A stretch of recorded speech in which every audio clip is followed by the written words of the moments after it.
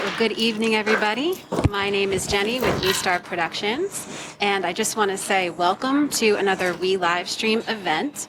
We are here at the wonderful House of Independence, very, very, very prominent local venue. We are so lucky to be here right now, and we feel honored to have this space to be coming to you live tonight. And thank you so much for E Street Shuffle right behind us. They just gave us 75 minutes of Bruce, and we all love that. And I am here now with the amazing Diane Shelton, who is the Community Outreach Specialist, correct? Yes, you're correct. Great, from Interfaith Neighbors, yes. Fantastic. Yes. And you guys are the beneficiary tonight for us for this live stream. And we thank you so much for that. You are very welcome. So we're going to take a moment just to urge everyone watching to go to WeStarProductions.co/vonate, which is vote and donate. And what you're going to do is you're going to vote for your favorite band from tonight's performance. At the same time, you're going to make a donation to Interfaith Neighbors. Thank you. You are very welcome. And I think we're going to do this all again next week, too.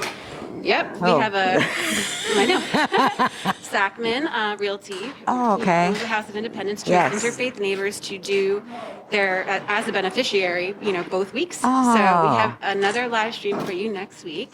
And we're probably going to use some of this interview in between the sets. So thank you for coming. We really appreciate having you. Now, being local, I'm pretty familiar with Interfaith Neighbors, but there's a lot of people on the stream right now that probably don't exactly know what Interfaith Neighbors does or who you guys are. So could you tell us a little bit about your organization? Of course, I'd be glad to. Well, Interfaith Neighbors is going on like its 33rd year in the community. In 1988, a group of congregations were approached by the Department of Human Services and asked to help alleviate the homelessness in Monmouth County. That's how it started. Our former director, Joe Mamora, was was a member of one of those congregations. And he had the opportunity to go visit the family that were staying in the motels with their children. And he came to realize just how critical homelessness was in Monmouth County. So the congregations got together, pooled their resources, and started doing like stipends for rent to try to help out. And out of that whole situation and scenario, Interfaith Neighbors was born. Wow. But now we have a lot of programs. We have rental and mortgage assistance. We have senior nutrition and Meals on Wheels. There's the community redevelopment. There's Kula Urban Farm. Mm-hmm. What did I miss? Well, I actually have a few right here I'd love to ask you about. So can you tell us a little bit about the SOAR program? And I might be wrong, but I feel like is that a new addition or has that been around for a little while? That's a new addition. It is it's a program that deals with the development, personal and professional development of those who have graduated from high school or have received a high school diploma, to help them look at a career path. So far, I know that 11 had finished that particular cycle and have gone on. I think it was 8 had gone on. I may have my numbers wrong, went on to the first core of training, which is the career training, and I went to Allied Health. I think if I'm at 5 finished, or 7 finished, and some are still in the program. So what is that? So what's that cycle like? So say someone might know someone that could benefit from SOAR and that program. What exactly is that cycle? You kind of mentioned a couple stages there too. Yes. Well, I know they're just getting ready to start a new cycle. So they're interviewing, as we call them, colleagues. And the new cycle will start November 16th. Now you're November 16th, yes. And the person who can contact is Jillian Egger and Shamaj Van Zant. They're the ones who doing the interviewing of the colleagues. Awesome. So how do businesses in the community possibly get involved with the SOAR program? Well, especially once they finish and they're looking for careers. This is the thing to determine from just looking at any kind of jobs, but starting them on a career path. So once they have gotten their certification, we were looking for many of the businesses to hire them. That's great. Then is it part-time, full-time, or Well, we're hoping full-time. It depends on the business, yes. Awesome. So how many colleagues do you usually take in every cycle? Oh, well, like I just said, the first cycle had 11 graduates. But once they finish the in-house, the personal training and professional training, they go on for their certification program. So the last certification program was in allied health. So, like I said, the next one, I think that runs 6 weeks, 6 to 8 weeks, that they'll be in-house learning, resume writing, proper dress, all those personal things, and then they would go on and complete the next certification training. That's fantastic. That's an amazing program. So there was one here that caught my eye because I'm myself an entrepreneur, several different businesses, one right here in downtown Asbury. Okay. So we love it here, by the way. Who wouldn't? Yes. Yeah. So there's one that the BDC Home Program, and I believe that's really, you're encouraging startups and entrepreneurs almost through like an incubator type of program, Yes, right? that's the BDC, the Business Development Center. We're looking at, right now, remarketing that whole program. Okay. But the purpose was initially because of the lack of businesses that was on the the west side of Asbury Park, trying to get entrepreneurs or individuals be interested in becoming entrepreneurs. And so they help with their plan, they guide them through all that. And we also have incubators, like you said, especially that helps out for the new business owner they won't have to pay the overhead, right? So it's set up, they have their own little office and use of all the copiers and all that. They All the have a phone. equipment and internet. And that saves them when they're first getting started. Awesome. Because overhead can be can be tremendous. Oh, I know. You're preaching to the choir there. So where is that office then located? That's in the Springwood Center, which is 1201 Springwood Avenue. Awesome. Okay, fantastic. Now, as a business owner, that's something that appeals to me. That particular program. So, if for our fellow business owners out there, how would a business become involved in it? Is it mentorship? Is it through a donation? Is it really helping our fellow entrepreneurs help out with their plan, advice, that type of thing? Yes, we mentored several in the very first year. Mentored several businesses in Asbury Park, and they have gone on to be successful. Some of them I can't recall exactly the names, but I know that she has the bakery. Now I can't remember her name. Kimmy, thank you. Kimmy Yes. Mossy from Confessions of a Rockstar. We love her. She's just 2 doors down. Now you're making me want her famous chocolate chip cookies. Yeah, she does a great job. So she's just one of the ones that they helped out the very first year. So they have others that they have mentored along the way. Oh, that's fantastic. Yeah, that's amazing. I know another young lady, she started from the very beginning. She was interested in business. Now she has a truck and she does mobile coffee and she's at a lot of the sites. So that's awesome. Yeah. Okay, very cool. I like that. So when you said that you're starting to remarket that program, why did you feel the need that you have to, is it being rebranded or just kind of a bigger push? Rebranded. Things change along the way and you have to stay current. So they're going to rebrand it and come out spectacular. I'm sure it will. We will look forward to that then. So let's talk a little bit about the Kula Farm and Kula Cafe, which many of us locals know and have been to numerous times. Yes. I love everything they do there. So can you just tell our viewers a little bit about the cafe and the farm and its tie-in with Interfaith? Okay. Well, first, unfortunately, since the pandemic, Kula Cafe has not been open. Oh, that's true. And we're looking at now how the whole new scheme of things, how it's going to affect the Kula Cafe. So that's still closed.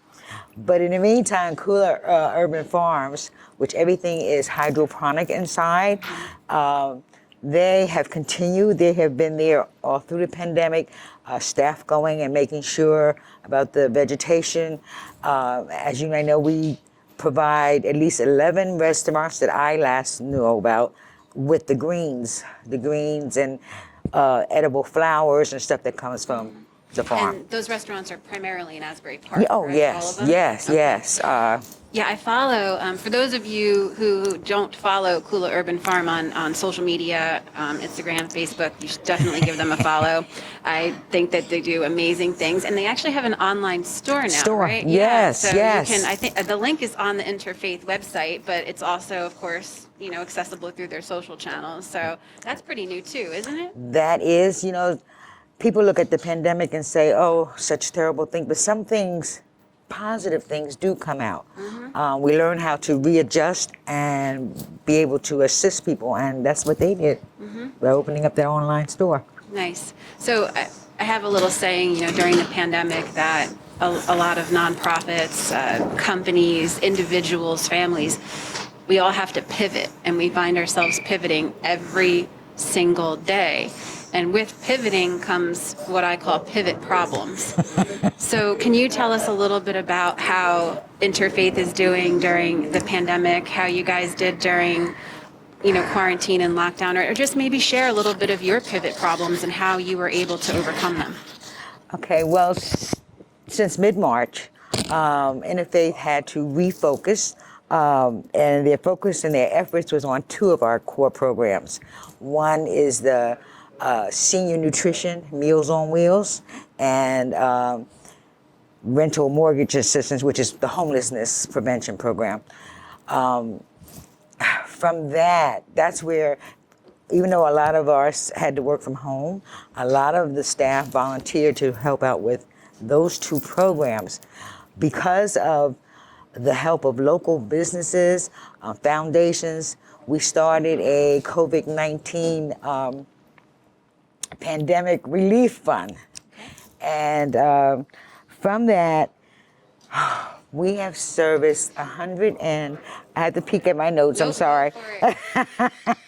170 families. Wow. 170 families from mid-March to September 29th. Wow. Okay. Congratulations. That's Yeah. That is fantastic. So some of the foundations and some of those who have supported us included the Stone Family Foundation of New Jersey, Donnie Marie Clinch from the gallery. Danny Clinch? Clinch, Transparent Gallery, yes. Spring Lake Theater Company. So, and even fundraisers like this, because Pat Roddy did one for us, and we're so appreciative to have this because the funds are starting to, with all that you heard me say, of 170, and people are still trying to recover. So they're still coming in and still needing assistance with certain things. And that that relief fund went for medicines, it went for insurance, repairs, and just household essentials and living expenses. That's great. I saw that on your website just before too, and I actually didn't get a chance to peek at that, so I'm really glad that you touched on that right now. Thank you. So do you still have that relief fund open if somebody wanted to apply? So we still are open to donations, and anybody can donate because people are still recovering. Oh, yeah. Every day are more pivot problems. That's what I say. Yes. It's you think you have one thing covered, and it's stop, go this way. So Yes. I get it. All right, so I think I wanted to, talk to you too. You definitely have had some online events such as this, the Pat Roddy one, but so many nonprofits, even the ones that I sit on the board for, really rely on their fundraising efforts to come from events. So I'm sure that, you've had to cancel so many this year. Have you been looking forward, to 2021 or planning anything? How are you guys thinking about that right now? Yes. The thought process doesn't stop. We have to keep looking forward to what's the next move. We have a fantastic marketing team and planning team. So, as of now, the golf outing, even though it was virtual, that was one of our fundraisers that's going on now. Oh, great. And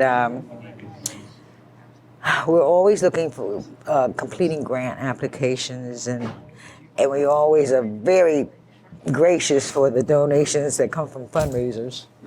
Yeah, that's excellent. So you guys have a pretty big team over at Interfaith Neighbors, right? Yes. Well, it's less than 50 of us all together. Okay. Yeah, I saw a bunch of them on the website. Well, at least 3/4 of the names that I recognize. Okay. Yeah, so that's fantastic. So if someone wanted to get involved with Interfaith, not necessarily donations, because donations can be made through the website, Yes, correct? yes. Okay. But if someone wanted to get involved and volunteer, what would be the best way that they would go about doing that? Contacting us. I know right now that the Meals on Wheels Senior Nutrition is definitely looking for volunteers. Nancy Kennedy is heading that up. I can give you our general number if you don't have it. Yeah. Yeah, because when we go back and edit it, we can do a little graphic. 732-775-0525, and she would ask for Meals on Wheels. Okay. And we definitely are looking for more volunteers to come in. That's okay. Meals on Wheels, everybody. If you're looking for a great organization to volunteer with, Interfaith is one of them, and they need Meals on Wheels volunteers. You don't believe that we service, before the pandemic, we service over 1,000 seniors across Monmouth County daily. That's Wow. not weekly, that's daily. So then with the pandemic, that kind of increased. So we had more routes, more drop-offs. I was actually just going to ask you that. So you said pre-pandemic was 1,000 meals per day to seniors Over 1,000. across Monmouth County. So what are the numbers at now? Truthfully, I don't know at this point whether I know they had gone up. I don't know if people have got back to normalcy now, but a lot of seniors did need, because a lot of seniors go to different programs, and the programs were closed because of the pandemic. So that's when our program, the serving increased, because they couldn't get to let's say the senior centers and the programs like daycare centers. So we had to take on as much as we could. So I saw that Interfaith has a lot of community partners and supporters and the like of that. Do you partner or maybe co-sponsor or co-run events with any of other nonprofits in Monmouth County? Yeah, we do have, we have a lot of partners, community partners, but I will mention that we do have a collaborative partnership with Coastal Habitat for Humanity, Monmouth County Boys and Girls Club, Big Brothers Big Sisters, and then there's other community groups like Westside Citizens United, and so it's about collaborating. It's about giving the best to the residents who are in need and the best initiatives, and it's about collaboration. I love that. And now that you mention it, can you tell us a little bit about Westside Citizens United? We actually had you guys as one of our beneficiaries not too long ago. Yeah, so, she had Miss Summerlin. Yeah.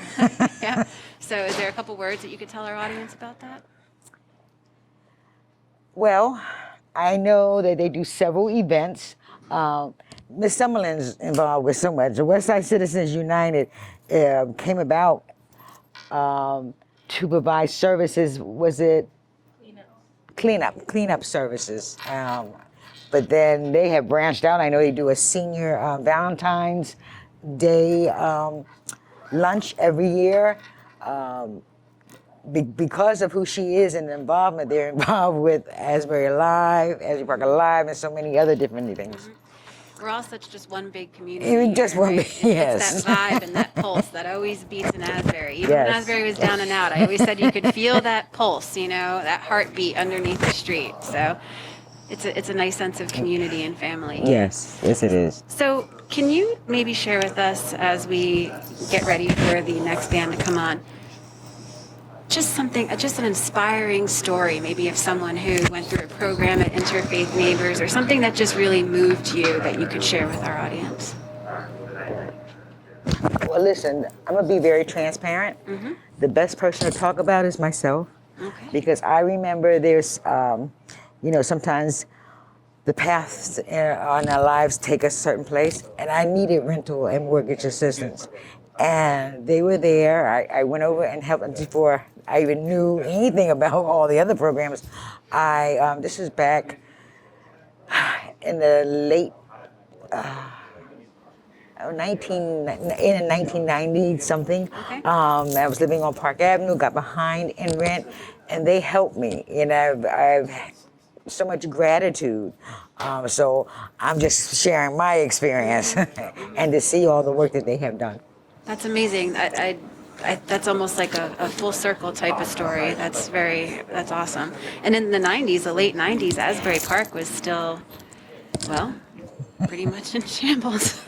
Yes, it was. And so I can see how Interfaith has really, you said 33 years, right? Yes. Yeah. I mean, imagine how many people they've helped in over 3 decades of service to the community. Yes. Yep. Well, A wonderful organization to work for. I'm just so blessed to be there with them. Oh, that's awesome. Yeah. Well, we are lucky to have you guys. Thank you so much for everything that you have done and will do and are doing for our community in Asbury Park and Monmouth County. We appreciate you. Thank you. And we hope that tonight is amazing and next week as well. Yes. So, and we'll let you know how everything goes. Thank you so much. You're welcome. And thank you for your time, Diane. Thank you very It's been a much. pleasure. It's been a pleasure. Okay.